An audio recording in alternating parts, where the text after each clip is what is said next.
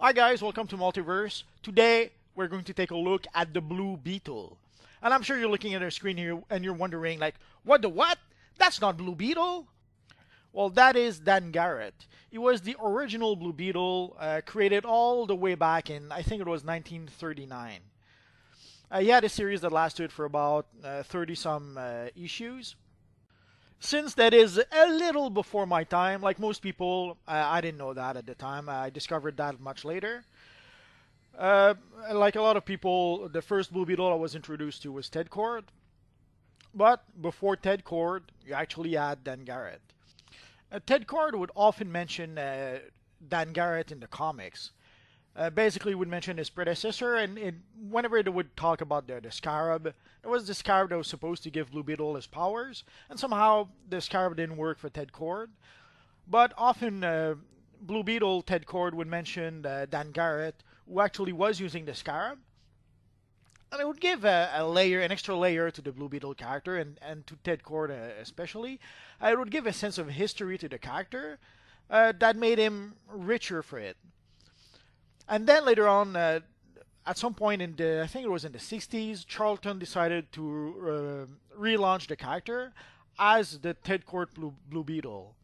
But again, it was a relaunch, but still the Dan Garrett Blue Beetle did exist in that reality. But they just decided to go with a new incarnation of the Blue Beetle as opposed to reusing the original character, which is a theme that would repeat itself through the years, ironically enough.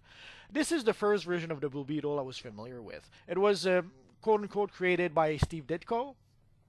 You know him as the co-creator of Spider-Man, along with Stan Lee. I first encountered this version of Blue Beetle within the pages of Crisis on Infinite Earth.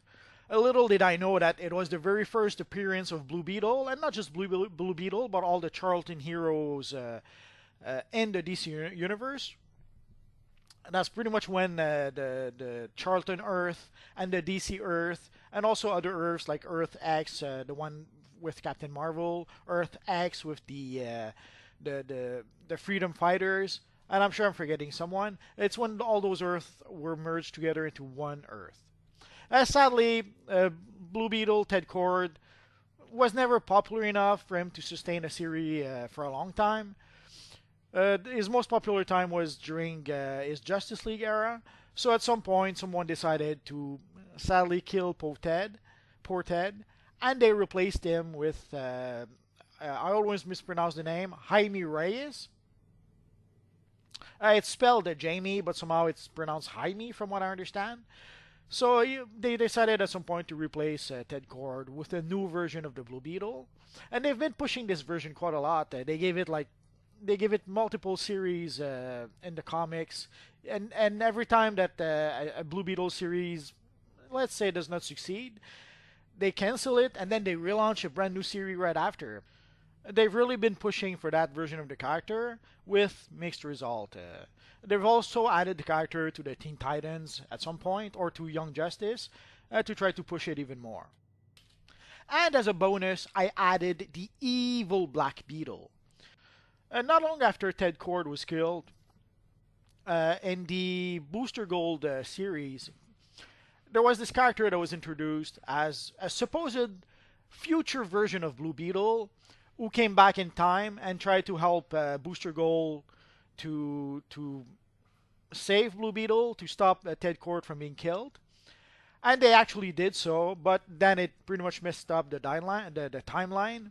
And then it was revealed that what was supposed to be a future Blue Beetle was actually the evil Black Beetle, who was in league with Booster Gold's father, and there was this whole league of evil future villains who were all conspiring together to destroy the timeline or something. It's been a long time since I read that comic, so I barely remember what actually happened.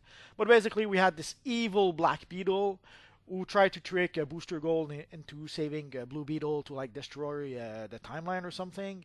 And in the end, Ted Cord was the hero we always knew, and Ted Cord pretty much sacrificed himself to save the timeline. So that's pretty much it for our friend, the Blue Beetle. So again, as you've probably noticed, that my favorite version has always been this version, the Ted Kord version. It's the version I was familiar with to begin with. I loved this version when I first saw it in Crisis on Infinite Earth. I later saw him in the Pages of Legends. Loved that too. I loved his appearance in the Justice League International comic when he was him and Booster Gold together, like the blue and the gold together. It was priceless. So this was by far my favorite version of the character.